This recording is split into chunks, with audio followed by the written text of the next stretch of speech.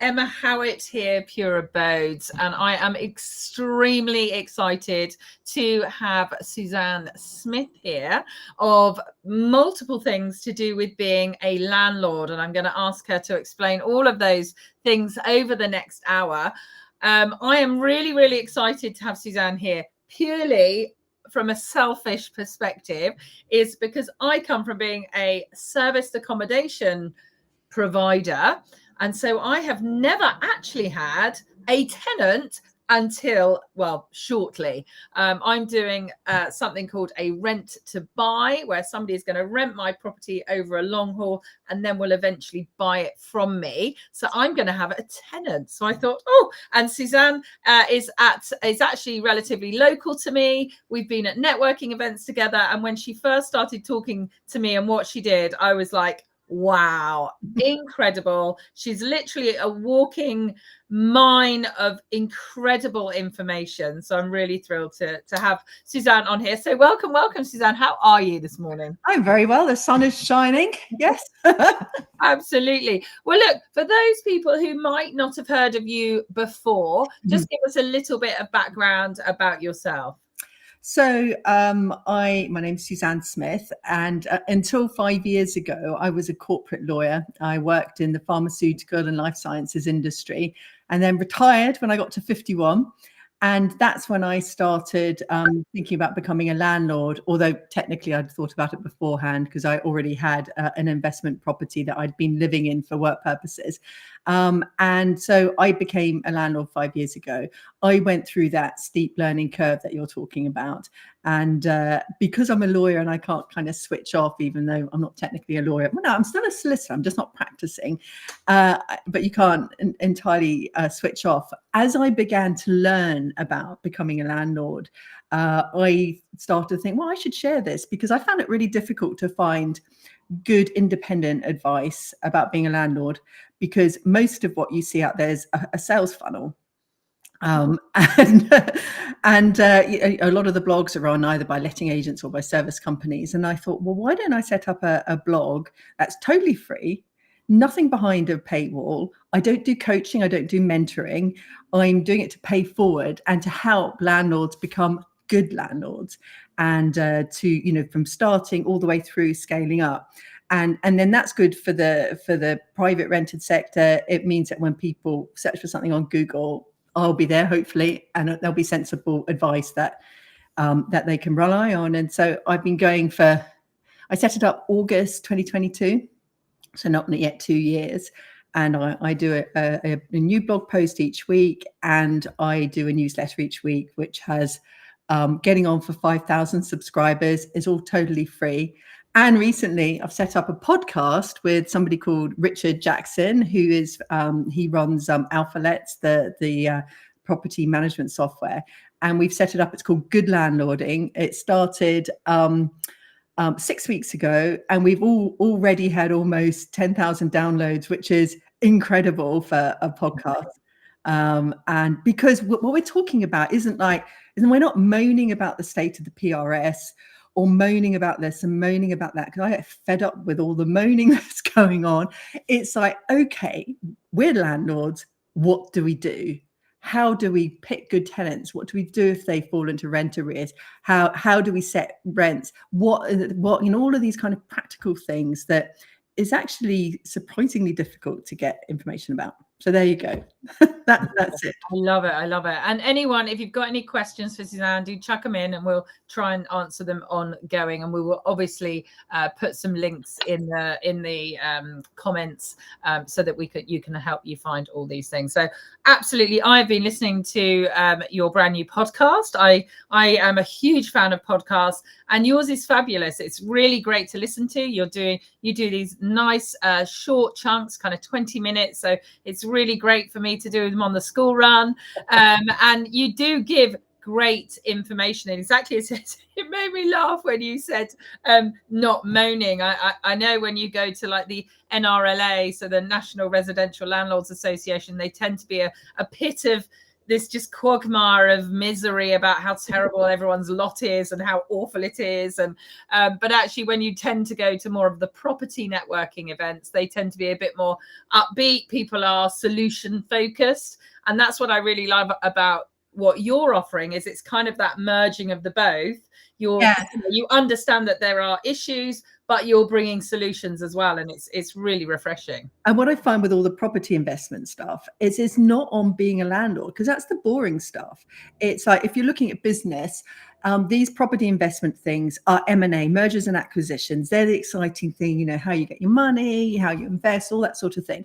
And then when you get, and even like some of the big people who do HMO content, very few of them actually talk about the HMO management regulations and what you have to do, how often you have to inspect and all that sort of thing. That's in the business world, it's called operations. And, you know, operations is a bit boring. People find it boring, but it's actually crucial, because if you're going to make money as a landlord and be a good landlord and not have hassle from tenants and have good tenants, then you need to know how to do it. And so I saw this real gap when I went through that learning curve myself, and to try and help people to be good at being a landlord, and then everyone's happy. You've got happy tenants, they look after your property, and then you make a little bit of money.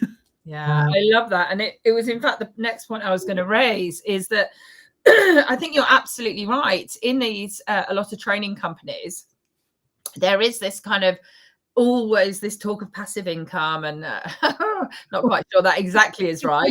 Can I just stop you there? I mean, it's a trigger word for me, passive income. And, it really is, because being a landlord is not passive. Because if you want to make it more passive, then it means you have to employ people to do things. You employ sources, you employ people to manage the refurbs, you employ letting agents.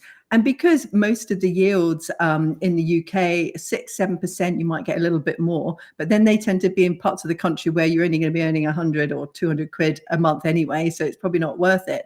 And so they talk about this passive income, but it is not. And there's another thing they talk about, mindset.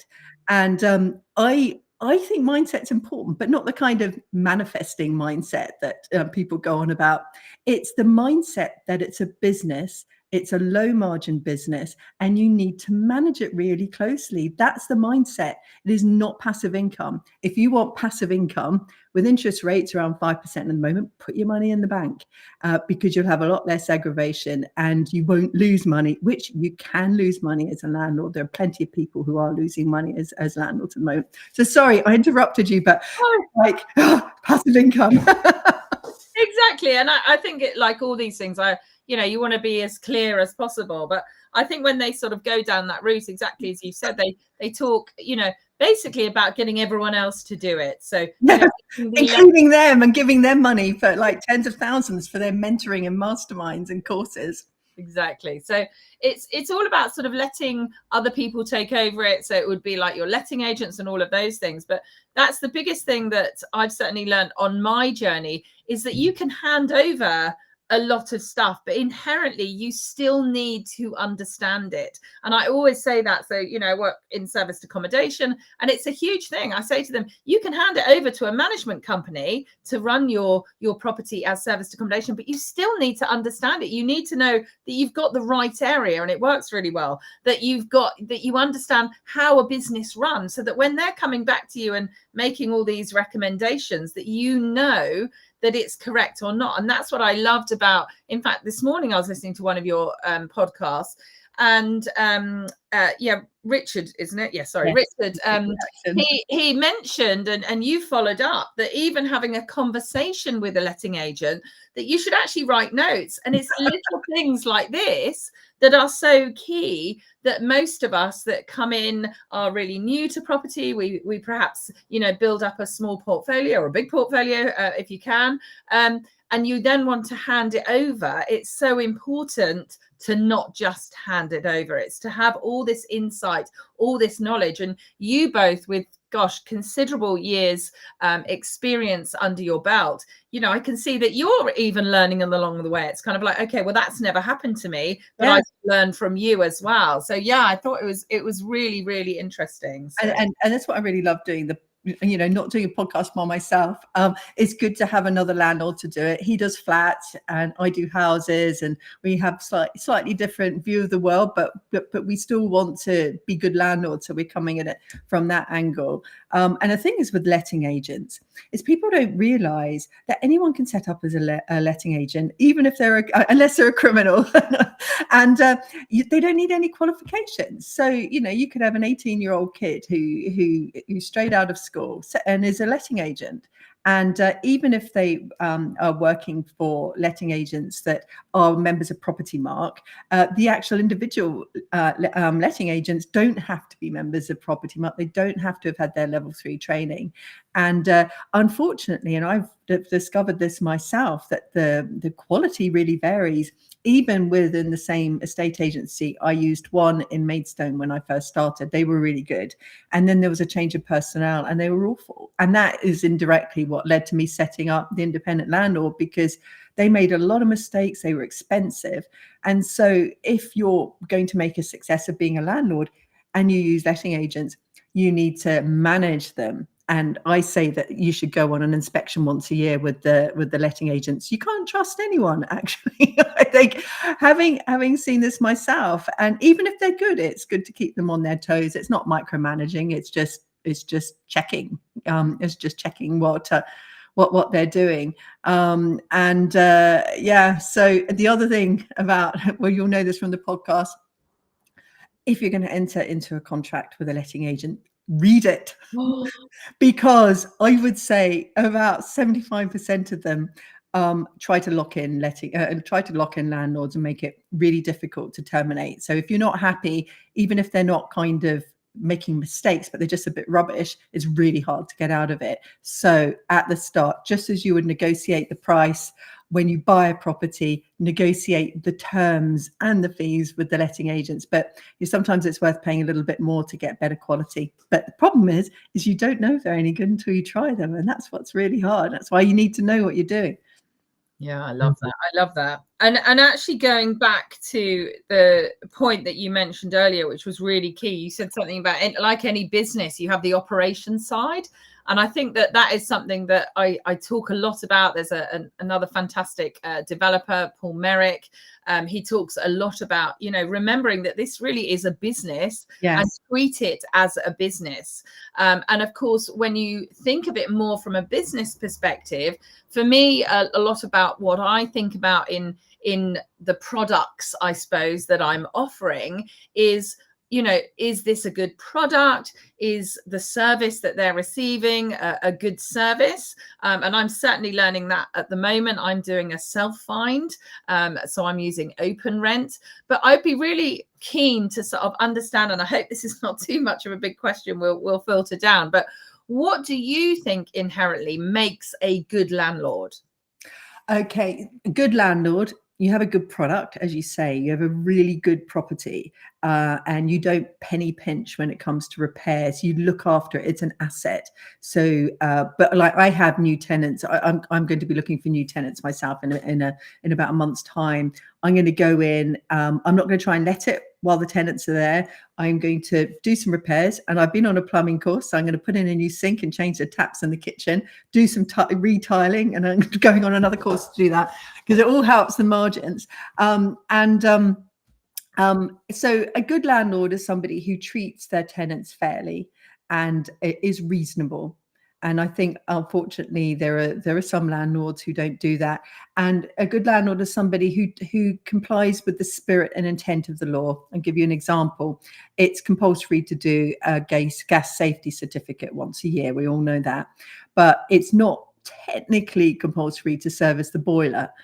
A good landlord services the boiler because it looks after the boiler and it looks after the safety of the tenants. And I bought a property a couple of years ago and the boiler had never been serviced, which is like, and you get landlords who kind of penny pinch on this. And so another thing is you need to have enough money behind you for when things go wrong. And so that doesn't just mean putting 10% aside for repairs each year, but you should have at least another 10% as well. So that means putting 20% aside a year, because boilers go wrong and a roof needs fixing.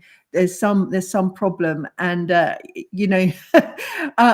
certainly spend more than 10% a year on maintenance across my portfolio, and that's probably why I'm trying to learn how to do more myself. But so I think a good landlord is somebody. It's like the golden rule. If you had grown up children, how would you want their landlord to be? And I certainly, my own children who are in their mid-20s, they've informed me what it's like being a tenant in today's world, and that certainly informs a lot of my content. And so that's what I think being a good landlord is. Amazing, amazing. And you are so right. So I remember, I mean, I know apparently it's changed massively, student accommodation, from when I was at uni. But when I was at uni, it was horrific. The landlord, the product that they provided was absolutely disgusting. It was, it was third world rating. The communication, anything that you wanted to do. I know things have changed now, but as you say, I didn't know. I mean, there are still 10% of landlords are rogue and criminals, according to English Private Landlord Survey. And certainly some of the houses I've seen that I've been looking to buy, they've been awful. So I think there has been a big improvement, but there are still some really grotty places out there. I walked past them. There was an HMO close to where one of my properties is, and there was a broken window at the top, and that stayed broken for 2 years, despite there's the HMO management regulations and you're supposed to keep on top of this sort of thing. And it's just been fixed. I was pleased, because that's the house I'm going to be reletting soon. I'm pleased that they're not going to have to walk past this DOS house. It looks a bit better now. Yeah. No, you're true. You're right, actually, because I've been looking at a number of HMOs recently, and some of them, one of them was clearly illegal. It didn't have a license. So yeah, no, you're absolutely right. You're always going to have, a route of certain amount of rogues out there. But one thing I think that always comes across, and certainly I still have it a bit in the back of my head. So when I first came into property, the thought of being a landlord was I just thought, no way, because all you hear is the terrible. So as you say, there's 10% rogue, but there's also 90% potentially, pretty good, offering a good service, blah, blah, blah, blah, blah. But there is this huge emphasis on how terrible landlords are and how terrible tenants are, and how it's very difficult to look after yourself. And actually, it was a real breath of fresh air when I met you, and you were kind of like, yes, well, I don't want to use a letting agent, and I would never use it. And I was thinking, really? But they're horrific to look after, and it's this, that, and the other. And then slowly but surely, it's really made me kind of go, wow. And it's now given me that confidence to go out and find. Oh, I'm really pleased to hear that, because you get scaremongering from letting agents. That's part of their business model. And so I always chuckle when I get a letting agent calling me up and saying, did you know that there are 180 separate pieces of legislation that apply to landlords? I say, yeah, I'm a solicitor. Take a look at my blog. I've written 200,000 words on it. Yeah. But the thing is that most of it just boils down to doing repairs properly, getting all the certificates. And I think for anyone who is setting out to be a landlord, they should do the NRLA accredited course, which is Landlord Fundamentals. It will get you accredited. It's really cheap. I can't remember exactly how much it is, but it's about £100, maybe even less. And if you join the NRLA, I have a discount code, which is SSAFF15. So SS, Suzanne Smith, AFF for affiliate, and then 15, you'll get 15% off. And do that course. It's online, or you can do it in person, and then all the basics. And so so that will help you, because it's not rocket science. If you think you can set up as a letting agent without any training, and they managed to do it, but you just got to treat people properly. You've got to do things like register the deposit and understand the difference between the different types of fixed term, periodic tenancy, and we're about to go through a big period of change, and that's where hopefully something like my blog will really help landlords, because it's empowering. Having the information that you have to do it yourself. I have a Facebook group. It's called the Independent Landlord Community. We have 1.7 thousand followers, members in there. I only set up a few months ago. It's landlord only, and I kick people out when they're unkind. It's no assholes allowed. And because you get even like this morning, there was somebody being a bit unpleasant about someone. It's like, you're gone. We don't want that, because for new landlords, you won't know what a periodic tenancy is and a fixed term and all these things. I remember not knowing that, and you shouldn't be ridiculed because you don't know. So it's a safe place where people can ask questions, and there's no selling allowed. And so no deal sources, and no, I've kicked out quite a lot of people trying to do that. So, there are things around that can help landlords do it themselves. And with margins so low, who wants to be giving away 15 to 20% of their gross rent to someone else who doesn't really add value? And that's why I always invest local as well. I think it's better to have fewer properties, but invest local, because if there's something wrong, I can just nip in the car and go round. I had a tenant lock herself out the other day, and it's 15 minutes away. I nipped around, and I know you'll get the keyboard warriors saying, you shouldn't do that. They should get locksmith and they should pay it. It's like, she's a good long-term tenant. She's got kids. It's easier for me to nip down there, and then, I get a brownie point, and it's nice to say hello, help out. That's part of being a good landlord. It's not making them go and get a locksmith, and also it happened at the weekend. So letting it after, I think it was like 4:30 on a Saturday, she wouldn't have got the letting agents to go around because they'd have been closed. So yeah.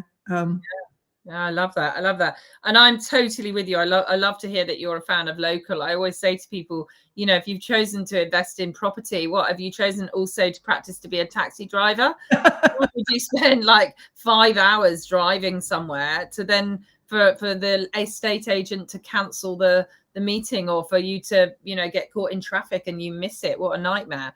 So yeah, I mean, it has its place, I believe, but yeah, I'm a huge fan of local, so I love that. I mean, I think if you're a really big landlord who has their own team, their in-house team, then you can you can invest all over the country. But most landlords only have a few properties, and so you've got to think of the opportunity cost of your time. If we're in Kent, if you're investing in South Shields, then you can't get there and back in a day. So it means you're going to have to stay overnight. You've got to factor in that cost, and then it's your time, and you can't easily go around to supervise things. And one thing I've learned about trades is that they'll always do what's easy for them to do. They'll put a light switch in the place where it involves the least amount of hassle for them. They won't put it where you need to do it and say, okay, you might have a plan that has all of this detail, but normally when you're doing refurbs, things come up that are unexpected, and if you're not on hand, you've got to trust somebody else to do it. And my experience of even having work done on our own house is that you need to supervise, because they don't always make the right calls. Yeah, and what one person thinks is acceptable is totally different to somebody else. Doesn't necessarily mean it's right or wrong, but you have your specifics that you want for your property, and they might not do the same in their own property. So yeah, no, very, very really good point. Yeah. So another one, just going back, just to try and alleviate anyone's kind of fear. So we've obviously walked into this chat talking about the fact that you can potentially manage tenants yourself. You could do the whole process, but then you've gone a step further and talked about doing plumbing courses and doing tiling courses. So do we have to do that as well? Do I need to go on a plumbing course because I'm now a bit fearful? No, of course not.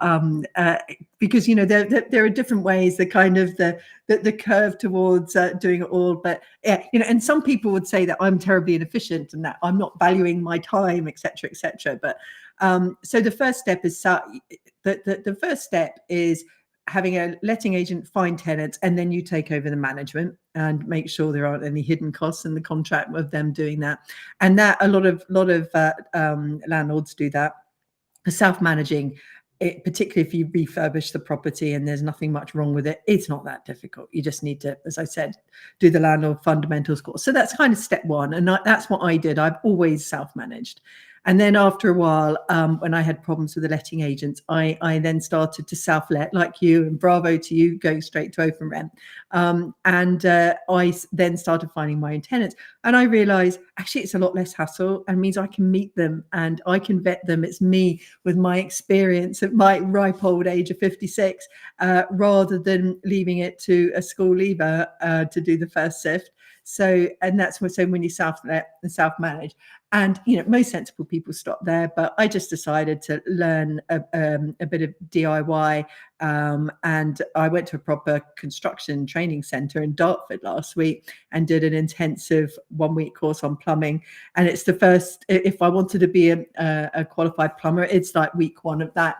And I just did that because it's not so much saving money, but and the reason why I'm going to be doing tiling, but it's so hard to get tradespeople in to do small jobs. They're not interested in changing a tap or changing a sink. They don't mind refitting a bathroom sometimes. And then trying to get tilers to do a small job. It was the last thing when I did my last refurb to get the tiler in to do it. And I thought, it can't be that difficult, tiling. So again, I'm doing this 1-week course, and it's not a huge complicated kitchen. So I thought I'll do that. Metro tiles, they can't be that difficult. And I don't mind if it looks a bit rustic. It will look a lot better than it does now. You can get these tiles, can't you, that are a bit unlevel, so the whole thing can look exactly how you'd like it to look. So I love that. But yeah, so never fear, everyone. If you don't want to go down the trades route, you don't have to still offer a great landlording experience. Okay, so kind of moving on then. So we've spoken about the fact that you can obviously DIY to varying levels. So it can be from as simple as just getting the letting agent to find the tenant for you, right the way through to to taking them on yourself. To getting the letting agent to do it. So just a little bit more about the letting agent side. So just what do you see as a great letting agent? Is it generally having the property mark, all of those kind of things, or is it, as you say, sometimes you do literally have to try them out before you even know if they're okay? Yeah, well, it's good to get recommendations, and as a basic level, all letting agents have to belong to a redress scheme. So that's either the not the tree preservation order, which is what Richard said, the TPO, which is the property ombudsman, or the private rented, no, God, I can't even remember what it's called, the PRS, the property redress scheme. That's it. Yeah. Not the private rented sector. So they're the 2 redress schemes. They have to belong to that. The first thing I would do is to look at their website. Can you find the fees easily? Because if you can find the fees easily, it shows they care about your experience as a landlord. If you have to almost do a Google search to find the fees, because they have to be there by law, then it's, if it's difficult to find the fees, just go to somewhere else. It shows that they don't care about the customer experience. And have a look at the personnel. Have they been there for a while? You can check them out on LinkedIn, and you can Google them as well, but be aware that some of the reviews aren't. They're not always that reliable. I think they don't ask tenants who aren't happy to do it. But doing a mystery shop is good. Calling up, pretending to be a tenant, and seeing what questions they ask. You could just call up for something that's being advertised and see what they ask. I know that I think that some tenants don't screen people. Some letting agents don't screen tenants enough before they come round, and that's particularly difficult if you've got tenants in there already and they're having to have all these people coming through, and then they're not suitable tenants. So. And chat to them and ask what qualifications the people who you're dealing with have, because it may be that the office manager has a qualification but the others don't have. And a level 3 qualification is a good one to have. And you'll see that people will have MALA after their name. That's member of the Association of Residential Landlords Association. That's part of Property Mark. And the agent should be a member of Property Mark, because that goes over and above the law, and it means that Property Mark will look at their accounts and will give them extra scrutiny, and that there are more avenues for redress for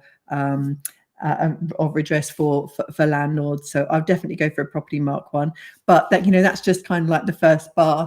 And seeing if you have HMOs, make sure that they know about HMOs, because it's very, very different from single lets. Ask what percentage of their properties are HMOs, and ask some questions about how often they do inspections and what they recommend. Really quiz them, and because you're the customer and you don't have to use them. And also ask for their terms and conditions, get them to send them to you, get them to talk them through. If they won't do that, then go somewhere else, and make sure that that you can terminate the contract. You don't get locked in. There are a lot of rent collection agreements, rent management and contracts that are impossible to terminate unless you go the legal route and claim you're a consumer, etc.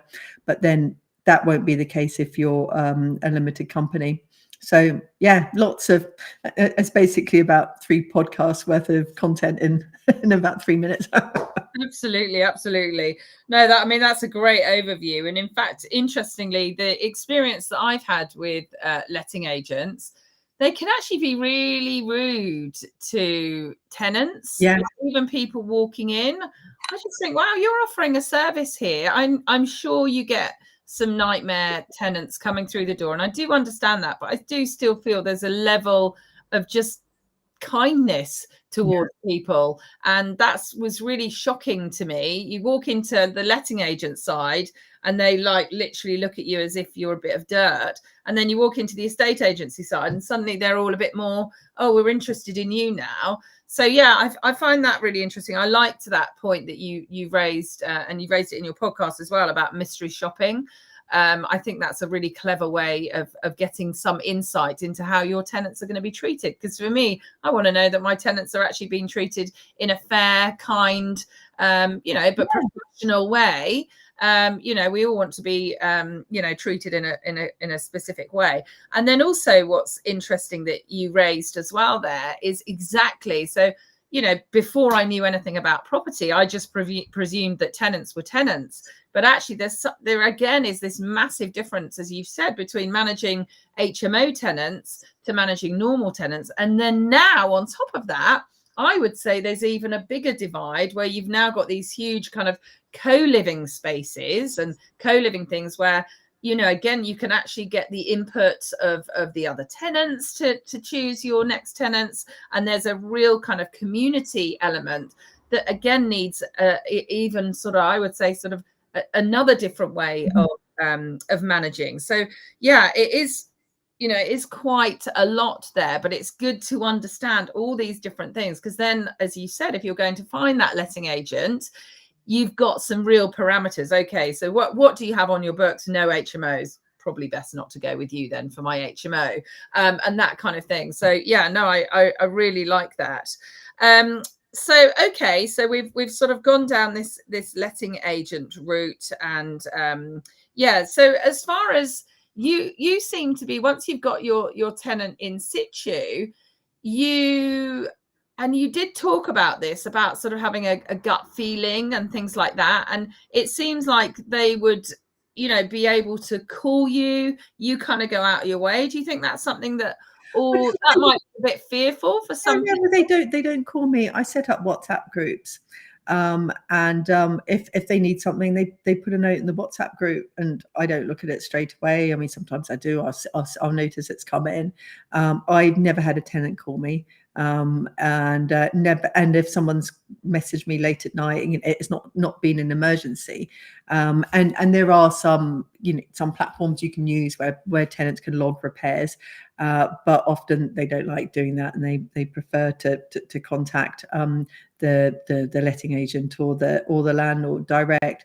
And they're just nice, my tenants. And I kind of think, well, how would I feel if I was living next to them?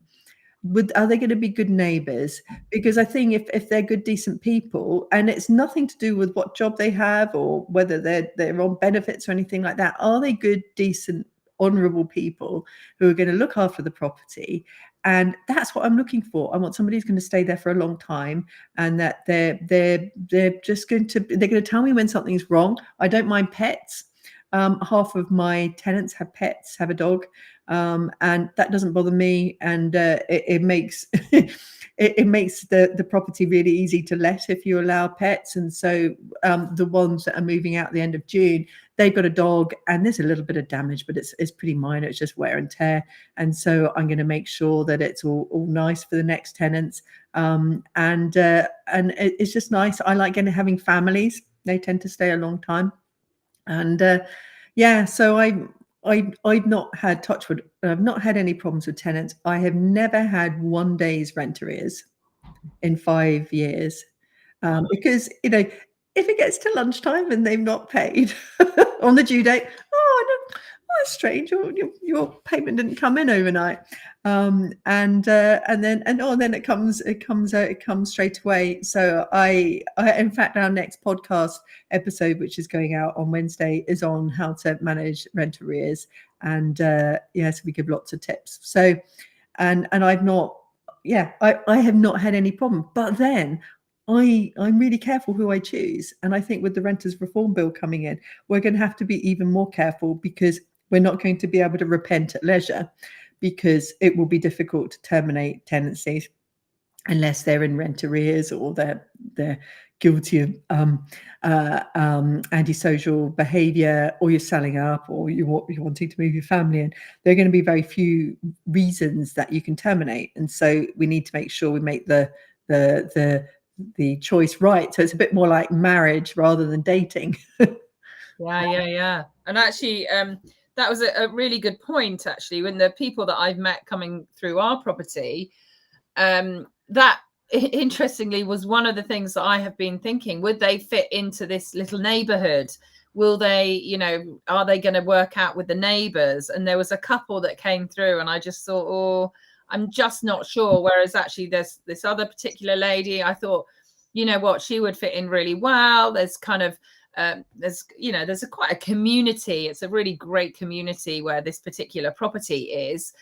She also had pets as well. And in fact, for the viewing, her dogs were sat there in a car, and it was a warm day. I said, of course, just bring them in. Absolutely. And it would also enabled me to see, obviously, how the dogs behaved, what it was. And, and it just gives you another sort of emphasis. I think how people treat their pets as well is quite a good indication of and their children. Yeah. So it was actually, I didn't do it intentionally, but I think I would in the future. Of course, I just said, look, bring the dogs in. Of course, there's a garden. We can walk straight through the house if you feel comfortable. And so that actually was a really interesting point. And I liked the fact that you talked about the neighbours, because that's one of the things that I just kind of sort of thought, not through any kind of my own sort of thought process. So you mentioned, and I really wanted to come onto this Rent Reform Act and Renters Reform Act, I think is the correct terminology. And I've read some bits on it, and, like a lot of legislation and jargon, there's quite a lot of confusing bits about it. I know you've been doing some extra podcasts as well with any kind of any kind of changes that are afoot, which is been really, really useful.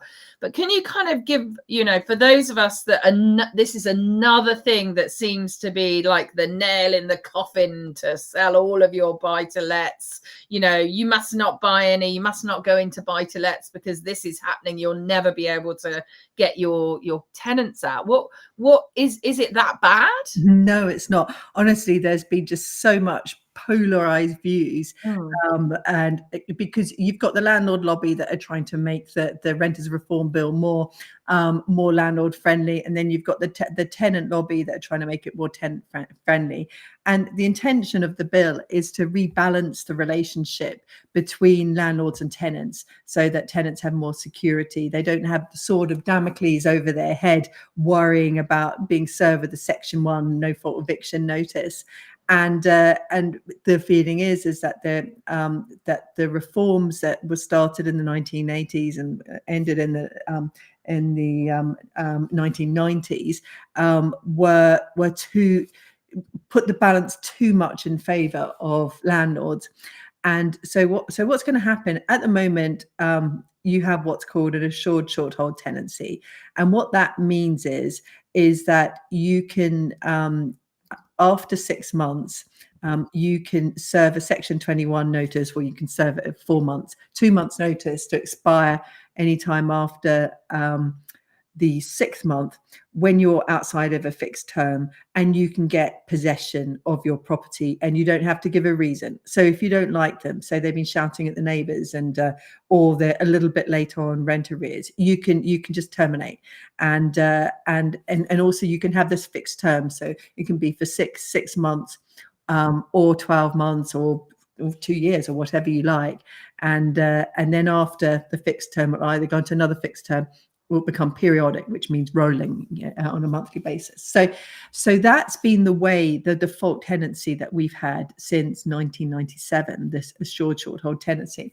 And what the Act's going to do, it's abolishing a short hold tenancies, and instead there's going to be an assured tenancy.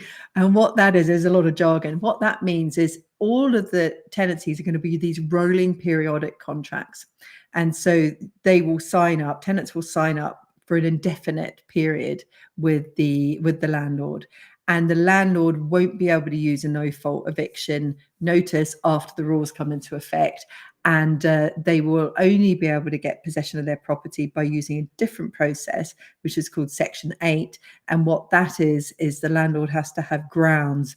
And there are two types of grounds. There are mandatory grounds, which means that the judge has to order possession if the landlord can prove that a ground applies, and discretionary, where the judge takes into account whether or not it's fair to evict the tenant. So, for instance, if the tenant owes some arrears, say just a little bit of arrears, that's a discretionary ground, and the judge will decide whether or not the tenant goes.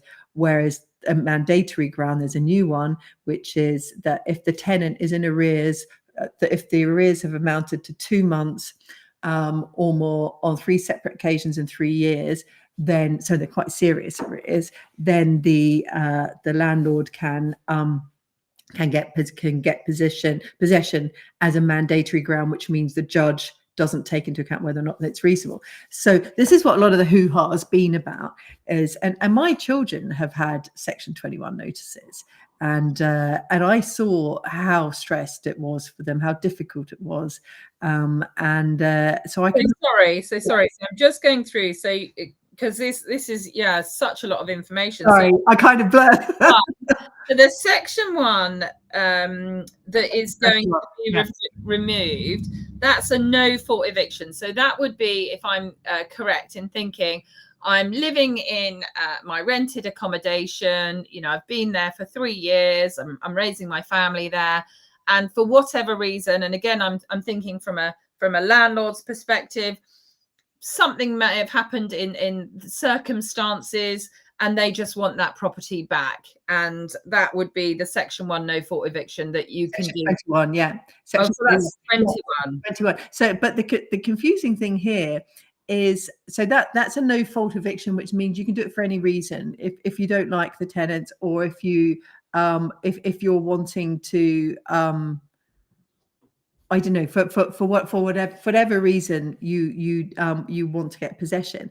But in the Renters Reform Bill, landlords are going to be able to terminate an agreement if they want to sell. And so this is a new mandatory ground. So if a landlord wants to sell, it's it's ground 1A, which the tenant lobby are really unhappy about. So a lot of the time, the three main reasons why landlords serve Section 21 notices at the moment is, one, they want to sell, particularly because with the changes to taxation that George Osborne brought in 2015, the so-called Section 24, that if you don't own your property through a limited company, you can't set off your mortgage, or the full amount of your mortgage. And so a lot of landlords have been selling up because of that. And that's the biggest reason why landlords serve Section 21 notices. Other reasons are that the tenants are late in paying, or they've got arrears, and the landlord doesn't want to go through the hassle of the Section 8 process, which means going to court, and it's a lot more difficult doing that. And the third reason is antisocial behavior. You might have an HMO where a tenant is just not getting on with other people, and but maybe it's not that they're not doing anything that's criminal, but it's disrupting the vibe of the house. And at the moment, it's easy for a landlord to serve a Section 21 notice once they're outside of the fixed term, and then to bring in another tenant. So that's Section 21, and that's going to be phased out. Okay, and so the whole of Section 21 is going to be removed. They're going to put in Section 1A, did you say? No, Section 8, which is already there, and that you have grounds for possession, and there are different grounds of possession. There's, I don't know, 20 odd or something, and even more. And one of them is a new ground for possession, which is ground 1A, and that is when the landlord wants to sell up. And there are lots of different grounds. And so this is going to be a court process where people will have to go to court and prove to the judge that they're wanting to sell up or whatever. Whereas at the moment with Section 21, you don't have to prove anything, and you just serve the notice. But then, did I hear in your podcast that you said something around they wouldn't want to remove Section 21 and replace it with Section 8 until the court system is better? Because at the moment it can take a bit of a while. And this is interesting. So the county court process is really slow at the moment. And there's been a lot of rhetoric from the Conservatives saying, don't worry, we're not going to bring in Section 20, the abolition of Section 21 until the county courts are until the county courts are fit for purpose. That's what the rhetoric says. But what the bill actually says is that Section 21 won't be abolished for new tenancies until the Lord Chancellor, who's the Minister, the Secretary of State for Justice, has published an assessment of the county courts. Doesn't say what the assessment's going to be. And so that means that for existing tenancies, it means that it could be a couple of years before Section 21 is abolished. But what is very interesting is the definition of existing tenancies. So this is where it gets a bit technical.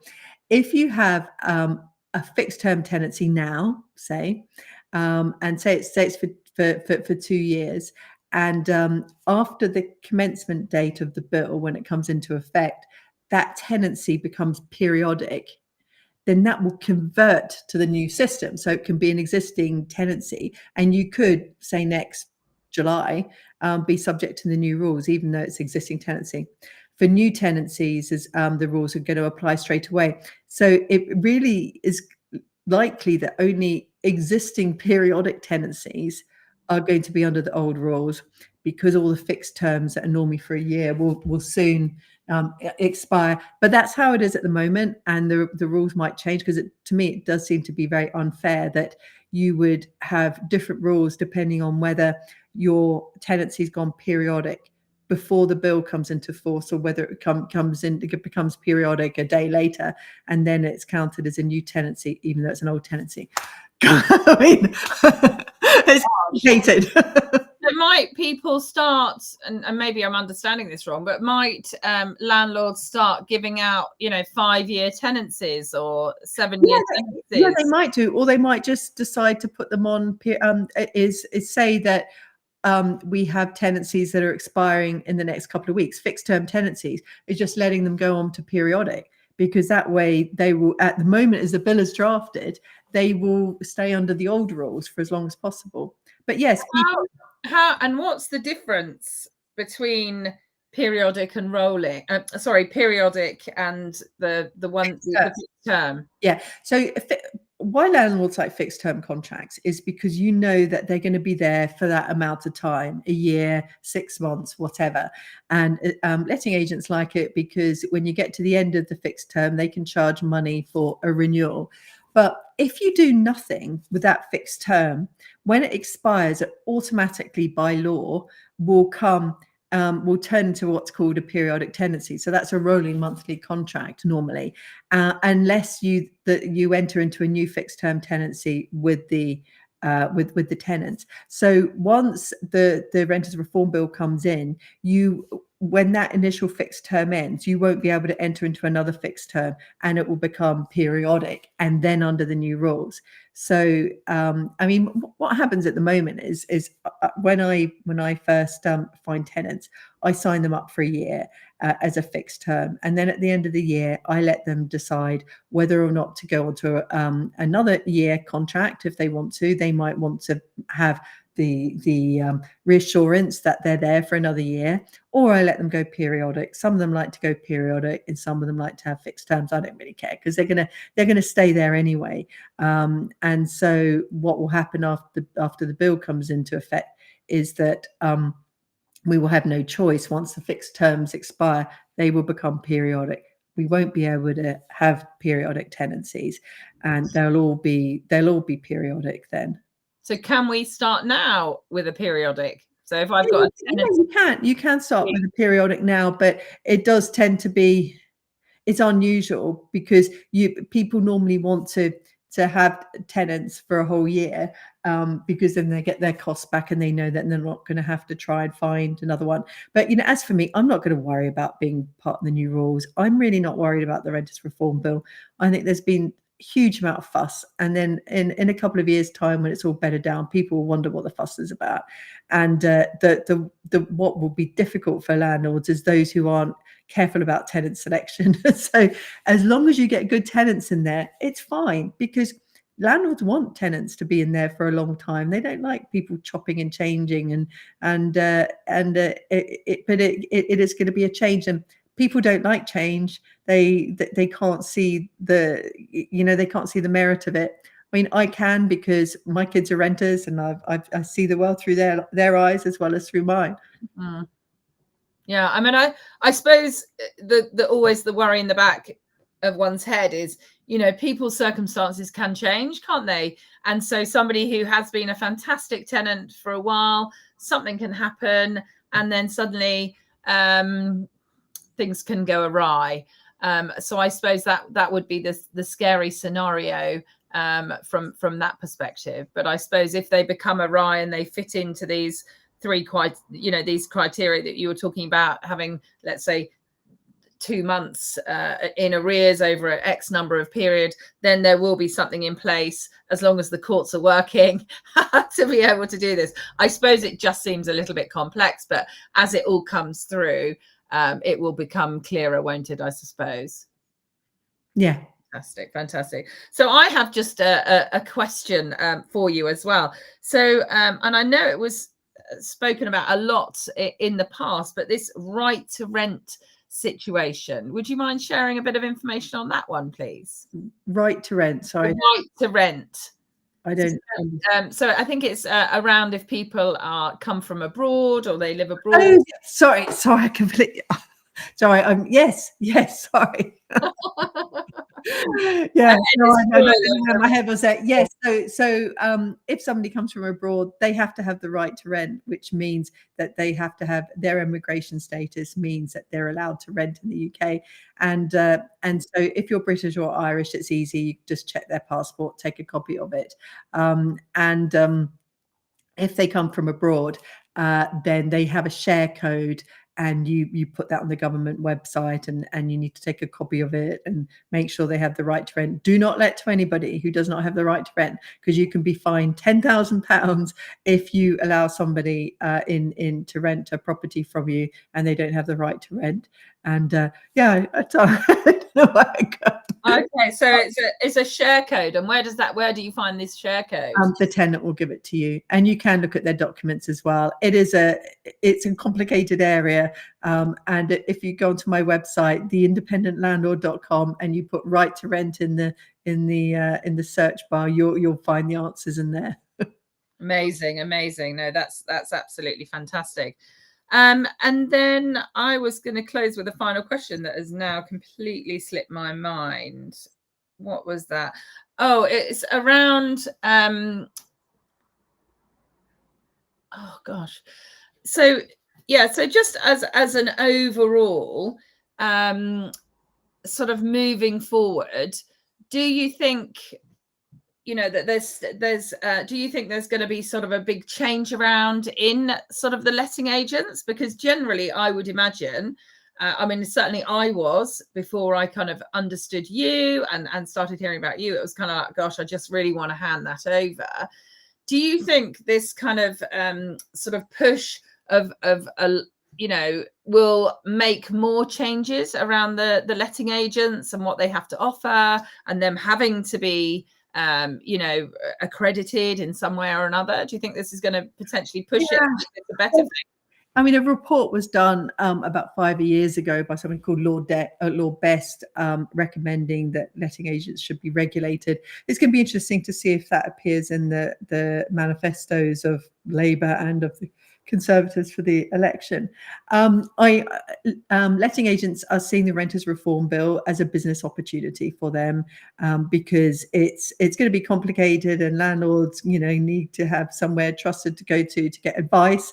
And this is what, when I've been listening to podcasts after listening to the letting agents ones, and they're saying, yes, it's money time. We're going to, but then it's going to be difficult for letting agents, because there's going to be no more fixed term contracts, which means no more annual renewals, although you'll still be wanting to review the rent once a year, and the Renters Reform Bill will change that slightly going forward. But yeah, I think there's going to be a lot of scaremongering, because fear does drive business growth. So, but I'm kind of a little bit of a lone voice out there saying, don't worry about it. Just do your homework. It's not that complicated. And become accredited landlords. You can do it yourself. You just need to take it seriously. It's not passive income. Get organized. Make sure you put in your calendar when all your various certificates are going to run out. There's property management software that you can use as well. I personally don't. I just use spreadsheets and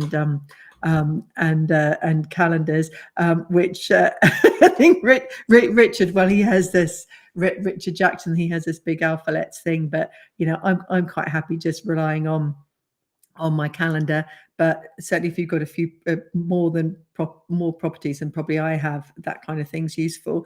But you just need to be organized, and it'll be fine. And the interesting thing is probably the Renters Reform Bill is probably a business opportunity for landlords, because the more landlords that leave, and there will be a lot that leave, the more demand there's going to be. And for those of us that manage to ride the wave and don't fall off the surfboard, we should be fine. So I'm very optimistic about it.